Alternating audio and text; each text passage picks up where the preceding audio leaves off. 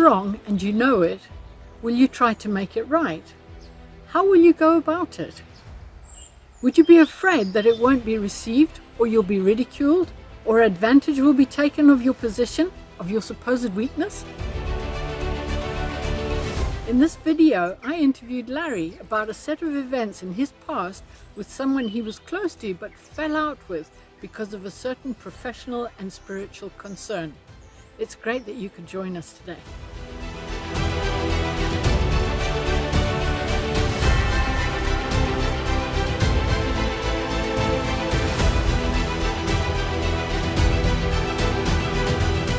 Could you tell me, did you find it, if you've been in a situation where you know you have been wrong, were you able to redress the situation? Okay, to be honest with you, I do, because I don't want a weight hanging over me. So in a certain situation when I find it's revealed to me that I'm wrong, I will always go to the person and say, look, I blew it there. I'm really sorry. Hope you'll forgive me. Can you give me an example of that? Yeah, okay, there was a pastor of a church that we attended for quite a long time, and I was the teacher at the local school. He was the chairman of the board of directors, and there were many things that I did not agree with his ethics on, and challenged him. Now, later on, as years went by and he started pastoring another church, I found out that he was actually right on much of what he was saying. Judging by that, it sounds to me as though you challenged him, did you? Oh, yes, I did. Yeah, I challenged him as to these certain decisions that he was making and alliances that he was making, as to whether if they were really according to his mandate. Okay, now, was he fixed on the idea that he was right and you were wrong? Yes.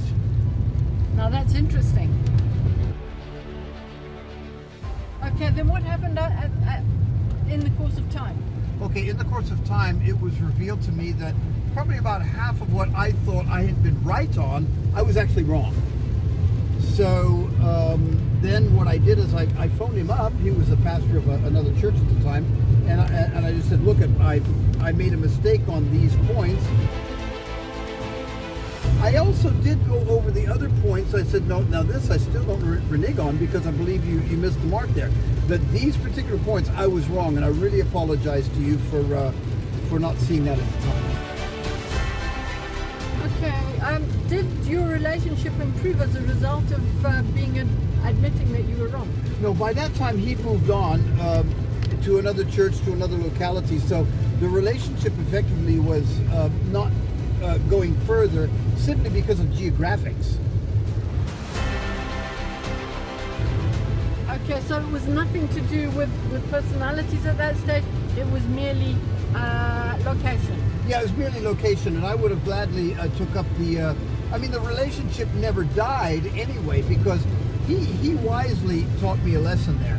He kept the relationship alive in doing something that we both loved doing. In this case, it was tennis.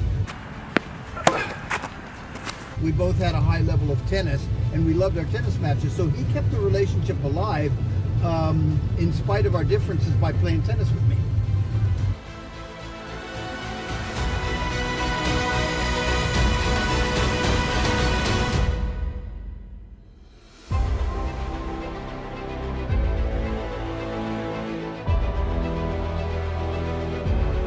There are many things that we can glean from the story. First of all, Larry and his friends were both convinced that they were right. Next, as time went by and more was revealed, they both had points where they could see that they were right or wrong. Then Larry's friend kept the relationship alive despite the contention by focusing on not what they disagreed with, but rather the positive side of things. Next week we'll be with Melissa as she talks about the adversity during a particularly vulnerable time in her life.